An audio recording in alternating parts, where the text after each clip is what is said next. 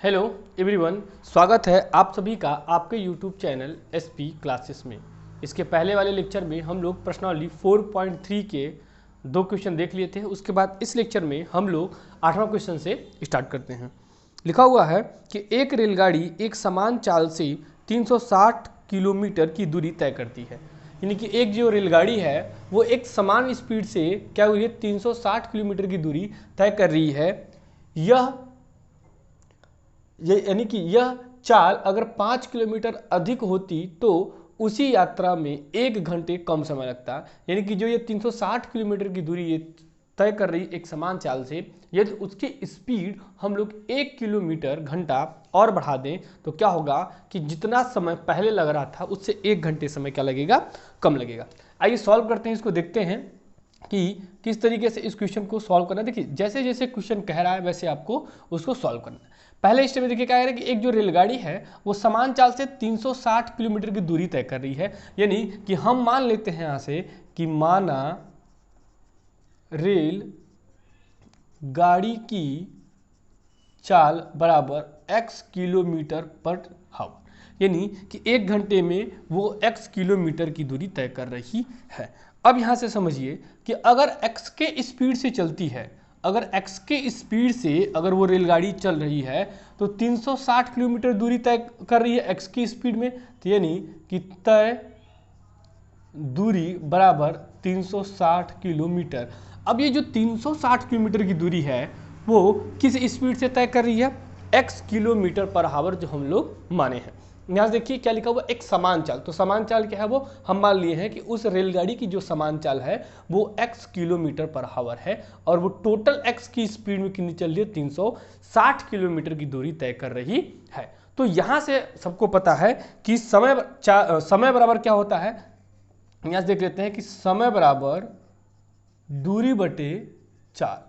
Clear, समय बराबर दूरी बटे चाल। तो अब x के स्पीड के कारण, x स्पीड से जब चल रही है तो 360 किलोमीटर को तय करने में लगा समय। यानी कि हम समय पहला निकाल लेते हैं, कितना समय लगेगा, x के स्पीड से 360 किलोमीटर चली तो कितना समय लगा, तो क्या हो जाएगा, दूरी कितनी है 360 किलोमीटर बटे x, ये हो जाएगा मान लीजिए हमारा फर्स्ट इक्वेशन। क्लियर, तो इस स्टेप से हम लोग पहला देखिए जैसे जैसे क्वेश्चन कहा है उसको बड़े आराम से स्टेप बाय स्टेप पढ़िए। आप उससे रिलेटेड जो प्रश्न दे रहा है उससे रिलेटेड आपको एक न्यूमेरिकल वर्ड में या फिर कॉन्सेप्ट पता चल जाएगा कि क्या वो कह रहा है। उसके बाद अगर उसको आप सॉल्व कर लेंगे तो आपका आंसर बड़े आसानी से आ जाएगा। तो यहाँ बात करते हैं कि T1 किसके कारण निकल गया, एक समान चाल से निकल। अब ये बात कह रहा है कि यदि जो उसकी चाल है, हम जो x माने हैं, उसकी चाल अगर 5 किलोमीटर प्रति हावर 1 घंटे में, अगर x चल रहा है तो 5 किलोमीटर अगर अधिक कर दिया जाए तो इसमें यह लगा समय क्या होगा, x की स्पीड से लगा समय इस 5 किलोमीटर अगर बढ़ा देंगे तो 1 घंटे क्या होगा, कम लग रहा है। 1 घंटे कम लग रहा है। तो यहां से बात समझते हैं कि यदि यह चाल 5 किलोमीटर पर हावर अधिक होती तो, अब देखिए 5 किलोमीटर अगर अधिक होगी तो उसकी जब चाल कितनी हो जाएगी, चाल कितनी हो जाएगी 5 किलोमीटर, यानी कि x + 5, क्योंकि क्या कह रहा है 5 किलोमीटर पर हावर क्या कर रहा है, बढ़ा दिया जा रहा है। और देखिए यहाँ से दूरी वही रहेगी, दूरी वो यही बात कर रहा है कि इसी दूरी को, यानी कि दूरी कितनी है 360 किलोमीटर। तो यहाँ से जो समय होगा T2 होगा वो क्या होगा 360 बटे x + 5। ये बात हो गई दूसरे समीकरण की। क्लियर है, ये बात हो गई दूसरे समीकरण की। अब हम लोग यहाँ पर देखते हैं अब इसके कड़ी। अब देखिए यहाँ से अब ये बात अभी बाकी है, तो यहाँ से करते हैं प्रश्नानुसार क्या हो रहा है कि अब देखिए कि जो T1 समय है, जो T1 समय है उससे T2 समय में क्या कह रहा है कि 1 घंटे ये क्या कह रहा है, इसमें कम लग रहा है। यानी कि अगर इसमें 4 घंटे लगेगा तो इसमें 3 घंटे लगेंगे, 1 घंटे इसमें क्या है, कम है। तो इसमें बराबर करने के लिए हम लिख सकते हैं कि T1 बराबर T2 + 1। क्लियर है, T2 + 1। अब देखिए +1 क्यों किया गया, क्योंकि इसमें हमने कहा कि इसमें 4 है तो इसमें क्या है 3 है, तो इसमें से एक माइनस किया गया और माइनस जब ये इधर जाएगा तो इसमें किस में हो जाएगा, प्लस में हो जाएगा। या आप उसको इस साइड भी रख सकते हैं, कोई दिक्कत नहीं है। जैसे बच्चा कहे कि अगर सर हम T1 - 1 बराबर T2 रखें तो भी आपका सवाल क्या है, सही है, कोई दिक्कत नहीं है, क्योंकि जब ये इधर जाएगा तो क्या लगेगा, प्लस में हो जाएगा। समझ में आई बात? देखिए समझिए इस चीज़ को कि अगर 5 किलोमीटर पर आवर से अधिक कर दिया जाए तो जो T2 समय है वो क्या करा, 1 घंटे कम हो रहा है। तो 1 घंटे कम यानी कि दोनों का मान बराबर रखने के लिए, अब इसी बात को समझ लीजिए यहाँ से, इसमें कन्फ्यूजन हो तो क्या होगा कि T1 बराबर T2, दोनों समय तो लग रहे हैं, ये 1 घंटे कम है, 1 घंटे कम है तो बराबर करने के लिए हम क्या करेंगे कि इसके इसमें से माइनस कर देंगे या फिर हम इसके में प्लस कर देंगे। तो लिख सकते हैं कि T1 बराबर T2 प्लस 1। समझ में आई बात? तो अब देखिए T1 का मान क्या है, 360 बटे x बराबर, यहाँ T2 कितना है 360 बटे x प्लस 5 और प्लस 1, इस टर्म को इधर शिफ्ट करते हैं, यानी कि 360 बटे x माइनस 360 बटे x प्लस 5 बराबर 1। सॉल्व करते हैं इसको, जब हम एलसीएम लेंगे तो क्या हो जाएगा x और x प्लस 5, इन दोनों का मल्टीप्लाई कर दीजिए और क्रॉस मल्टीप्लिकेशन कर दीजिए तो क्या हो जाएगा 360 x प्लस 5 और माइनस 360 x बराबर 1। ये बात समझ में आई? आगे देखिए इसके नीचे सॉल्व करते हैं, तो अब मल्टीप्लाई करते हैं तो क्या हो जाएगा 360 x प्लस 360 में 5 का 0 छप्पन 30 0 3 15 3 18, यहाँ पे हो गया, और देन माइनस 360 x। अब देखिए ये जो नीचे का टर्म है हम यहाँ पर मल्टीप्लाई कर दे रहे हैं तो बराबर क्या हो जाएगा, इसका क्या हो जाएगा एक्स स्क्वायर और प्लस 5x। ये बात समझ में आई यहाँ से? अब देखिए इस पार्ट को हम इरेज कर दे रहे हैं, यहाँ से मैं थोड़ा सा एक बार आपको रिवीजन करा दे रहा हूँ कि चाल जो हम लोग मान ली है वो x है और दूरी कितनी दी हुई है 360 दी हुई है, तो समय t1 कितना हो जाएगा, दूरी बटे चाल 360 बटे x। देन अगर इसी की चाल जो x के स्थान पे 5 किलोमीटर क्या कर दिया जा रहा है, इंक्रीज कर दिया जाएगा, तो उसकी चाल क्या हो जाएगी x प्लस 5, क्या हो जाएगी x प्लस 5, और दूरी आपकी 360 ही है, तो T2 क्या हो जाएगा, दूरी बटे चाल 360 है और चाल कितनी होगी x प्लस 5। और यहाँ पे आप समझ लिए हैं कि T1 में जो समय लग रहा है वो T2 से 1 घंटे क्या है, अधिक है, या ये भी कह सकते हैं कि T1 का समय T2 का समय के जो रिलेशन है वो ये बन रहा है इसके प्रश्न के अनुसार। अब इस चीज़ को हम लोग सॉल्व करते हैं, इसको हम इरेज कर दे रहे हैं, ठीक है। तो स्टेप बाय स्टेप अगर आप करते हैं तो किसी भी प्रकार की प्रॉब्लम नहीं होगी। अब देखिए यहाँ से क्या हो जाएगा, 360 प्लस में और 360 माइनस में क्या हो जाएगा, कैंसिल हो जाएगा, और यहाँ से बचा कि 180 बराबर एक्स स्क्वायर और प्लस 5x। इस टर्म को शिफ्ट कर लेते हैं एक साइड, ताकि हमारा क्या बन जाए, एक द्विघात समीकरण का रूप बन जाए, वो क्या है एक्स स्क्वायर प्लस bx और प्लस c बराबर 0। अब इस द्विघात को सॉल्व करने के लिए हमारे पास 3 फॉर्मूले हैं। पहला हम लोग किसे कर सकते हैं, गुणनखंड विधि से कर सकते हैं, गुणनखंड विधि से। दूसरा हम लोग पूर्ण वर्ग विधि से कर सकते हैं, पूर्ण वर्ग। और तीसरा हम लोग द्विघात सूत्र की सहायता से, हम लोग द्विघाती सूत्र की सहायता से भी, जो हमारा क्या है minus B plus minus under root में B square minus 4ac upon 2। तो चाहे आप जिससे सॉल्व कर लीजिए, लेकिन इस रूप में हमें क्या होगा, बनाना पड़ेगा। ओके, तो आइए देखते हैं, इसको शिफ्ट करते हैं तो क्या हो जाएगा, x square plus 5x minus plus क्या हो जाएगा माइनस 1800 और 0। अब इस इक्वेशन को हम लोगों को क्या करना है, सॉल्व करना है। अब देखिए हमने बताया था कि यदि इसी यहाँ देखिए कि a और c का मल्टीप्लाई करते हैं और एक ac का जो फैक्टर होगा उसको ऐसा तोड़ेंगे, प्लस माइनस करने पर वो क्या आ जाए, b आ जाए, और मल्टीप्लाई करने के बाद ac की वैल्यू के क्या आ जाए, बराबर आ जाए। तो यहाँ से देखिए, अगर यहाँ से क्या करना है, 2 वैल्यू लेनी है 1800 की। यहाँ पर a का मान 1 है, a बराबर क्या हो गया 1 और c बराबर 1800, तो दोनों का मल्टीप्लाई हो जाएगा 1800। इसको हमें ऐसा तोड़ना है कि क्या आ जाए, 1800 आ जाए और प्लस में 5 बचे। तो क्या करें कि अगर 45 में 40 का किया जाए, 45-40 का कॉन्सेप्ट लीजिए, देखिए x square plus 45x minus 40x और माइनस 1800 बराबर 0। अब देखिए अगर 45 में से घटाएंगे तो क्या हो जाएगा, 5 बचेगा, और जब मल्टीप्लाई करेंगे तो 1800 आपका प्राप्त हो जाएगा। ठीक है, आप एक बार चेक कर सकते हैं, यहाँ से हम आपको बता दे रहे हैं। अब यहाँ से हम क्या करेंगे, x कॉमन ले लिए तो x प्लस 45 और माइनस यहाँ से 40 कॉमन ले लेंगे तो x, अब माइनस कॉमन होगा तो माइनस, देखिए अगर माइनस कॉमन हो गया तो माइनस माइनस क्या हो जाएगा, प्लस हो जाएगा। जब ब्रैकेट तोड़ेंगे तब यहाँ पर प्लस और माइनस का गुणा होगा तो माइनस मिल जाएगा, और यहाँ पर बचेगा 45 बराबर 0। अब यहाँ से इसको सॉल्व करते हैं, x प्लस 45 और x माइनस 40 बराबर 0। अब देखिए यहाँ पर आपको 2 वैल्यू प्राप्त हो गई, अर्थात ये पढ़ सकते हैं हम लोग इसको सॉल्व करके कि x प्लस 45 बराबर 0, तो x बराबर क्या आएगा माइनस 45, ठीक है। और यहाँ पर हो सकता है कि x माइनस 40 बराबर 0, यानी कि x बराबर 40 आएगा। अब देखिए स्पीड जो होगी आपकी माइनस में तो होगी नहीं, तो क्या होगा, वो प्लस में होगा, यानी कि x की वैल्यू कितनी आ गई, 40 हो गई। यानी कि जो रेलगाड़ी की चाल हम लोग माने थे, तो रेलगाड़ी की चाल x माना गया था, तो यहाँ से लिख सकते हैं कि रेल गाड़ी की जो चाल है वो क्या है, 40 किलोमीटर पर आवर। यही आपका क्या होगा, आंसर होगा। तो स्टेप बाय स्टेप चलते रहिए, जैसा जैसा क्वेश्चन कह रहा है वैसा करिए, आपको किसी भी प्रकार की प्रॉब्लम नहीं होगी। ठीक है, तो ये आप क्वेश्चन इस तरीके से इसको देख सकते हैं कि स्टेप बाय स्टेप इसको कैसे किया गया है। ये 9वां क्वेश्चन है, लिखा हुआ क्वेश्चन बोर्ड पर लिखा हुआ है, हम यहाँ से पढ़ रहे हैं। क्या लिखा हुआ है कि 2 पानी के नल एक साथ एक हौज को 9 सही 3/8 घंटे में क्या करते हैं, भरते हैं। बड़े व्यास द्वारा नल हौज को भरने में कम व्यास के हौज से 10 घंटे समय कम लेता है, तो प्रत्येक हौज उस प्रत्येक नल या प्रत्येक व्यास के द्वारा जो नल दिया हुआ है उसमें हौज को कितने समय में भरा जाएगा। यानी कि अगर बड़े और छोटे व्यास के नल की बात करते हैं तो क्या होगा कि बड़े व्यास का नल इस हौज को कितने समय में भर देगा और छोटे व्यास का नल इस हौज को कितने समय में भरेगा।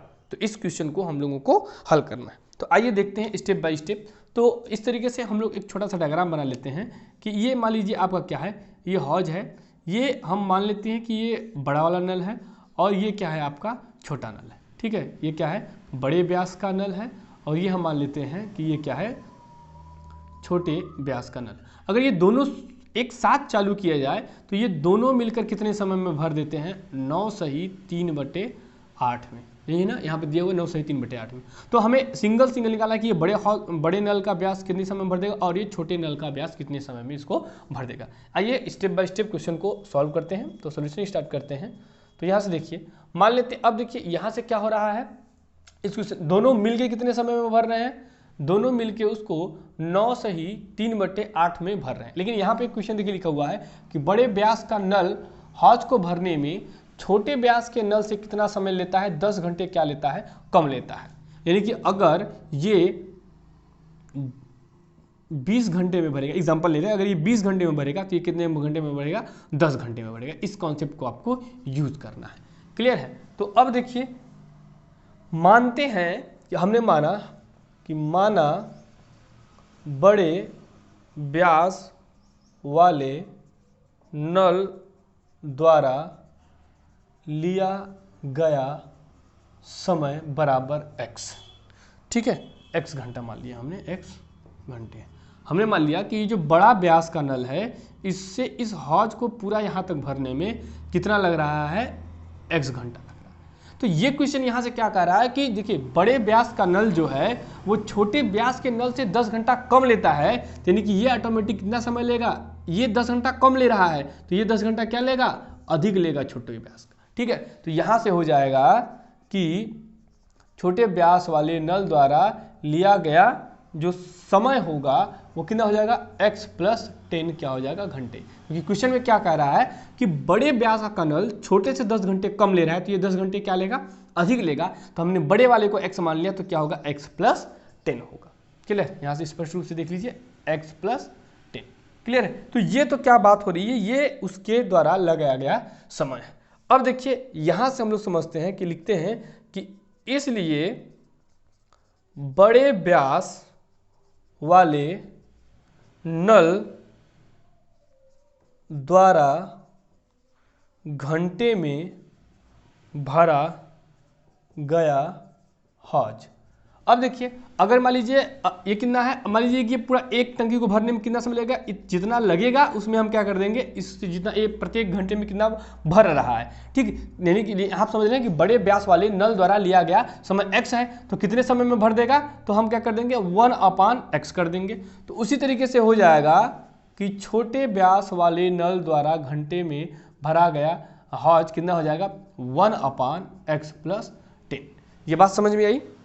ठीक है, अब देखिए समय की बात कर रहा है तो अब यहां से इन दोनों के द्वारा मिलकर ये देखो, ये दोनों मिलकर इस हौज को कितने समय में भर रहे थे, 9 सही 3/8 घंटे में भर रहे थे।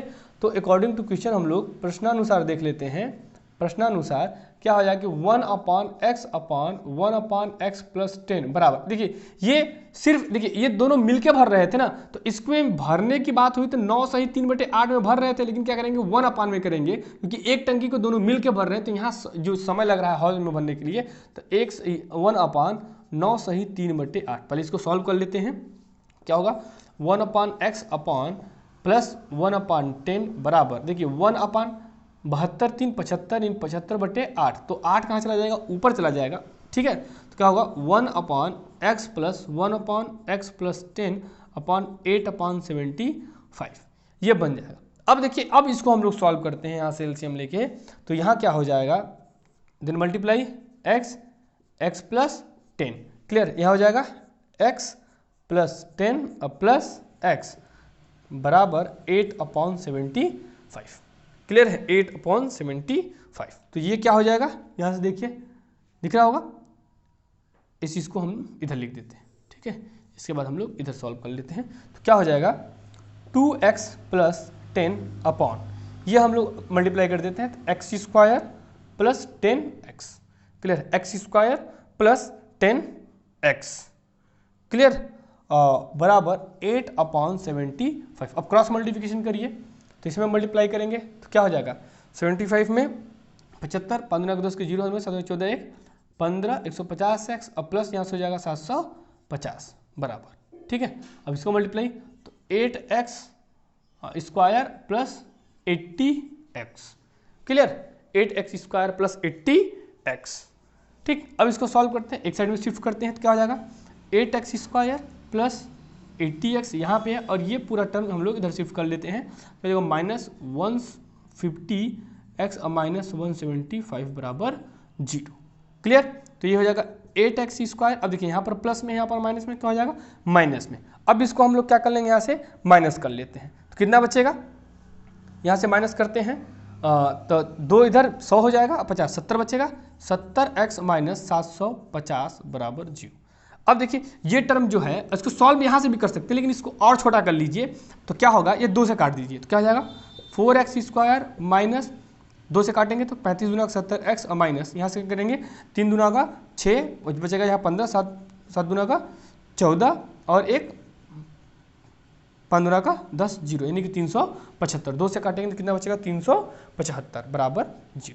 अब इस इक्वेशन को सॉल्व करना है, देखिए यहाँ पर समझते हैं क्या लिखा होता है ax² plus bx plus c बराबर 0।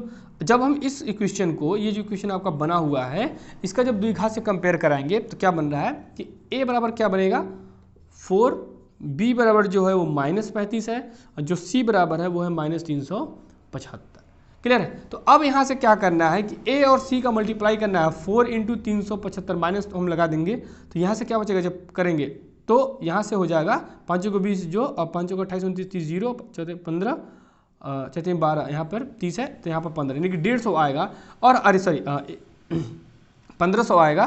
तो अब इस 1500 को हमें ब्रेक करना है कि वो किसके बराबर आ जाए, 35 के बराबर आ जाए प्लस माइनस करने पे, और क्या कर जाए मल्टीप्लाई करने के बाद क्या आ जाए 1500 आ जाए। तो क्या करेंगे यहाँ से हम कॉन्सेप्ट उसको ब्रेक कर लेते हैं, तो ब्रेक अगर किया जाए 60 और 25 का कॉन्सेप्ट लिया जाए, 60 और 25 लिया जाए, तो इसको जब माइनस करेंगे तो 35 आएगा, और मल्टीप्लाई करेंगे तो आपका 1500 आ जाएगा, आप चेक करिएगा, ठीक। तो यहाँ से इस क्वेश्चन को हम लोग सॉल्व करते हैं। यहाँ देखिए इसको हम ये पार्ट इरेज कर रहे हैं, यहाँ पे समझ में आया होगा कि क्या है कि x ये बड़े हौज द्वारा है और ये छोटे व्यास के नल द्वारा है, और दोनों को लिया गया समय x, और इसको हम लोग क्या कर लिए हैं सॉल्व कर लिए हैं, ठीक। तो इस पॉइंट को इरेज कर रहे हैं, आप नोट करते चलिए। इस इक्वेशन को हम लोग यहाँ सॉल्व करते हैं, इसको इरेज करके कि उसका क्या कॉन्सेप्ट बन रहा है।